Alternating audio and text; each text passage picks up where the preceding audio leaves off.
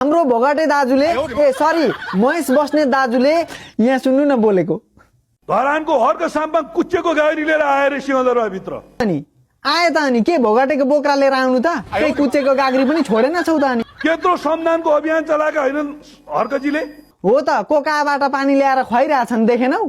बुढा सुब्बा क्याटरिङमा हजार रुपियाँ बोल्ने मान्छेलाई मासु भात खाँदैन टोली परिचालन गरे होइन कुन स्रोतबाट आयो त्यो पैसा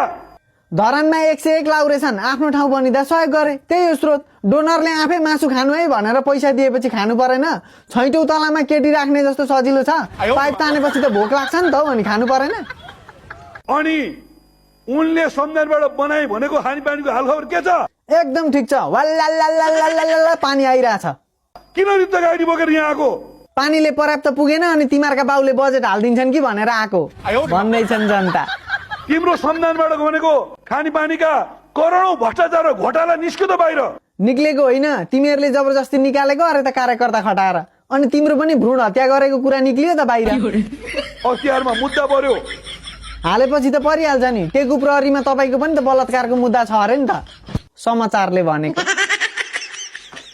समावेशी पार्क लगायतका दर्जनौं यदाहरूमा अख्तियारले उनलाई बयानमा बोलायो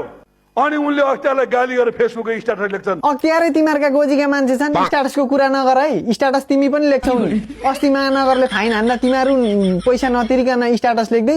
गरेको होइन यस्ता उलफटाङ र हराजक कुरा गर मुलुक बन्छ तिमीहरूकै पाराले त बन्दैन बन्दैन भन्ने लाग्छ भने यसलाई सशक्त ढङ्गले राष्ट्रिय भाषा नेपालले प्रतिरोध गर्न आवश्यक छ गरि त रहेछौ नि जे गरे पनि मुद्दा हाल्छौ यहाँ विरक्तेर हर्कदै गीत गाइराख्नु भएको छ यता हेर्यो मुद्दा उता हेर्यो मुद्दा यसो गर्यो मुद्दा उसो गर्यो मुद्दा छक्क बस्यो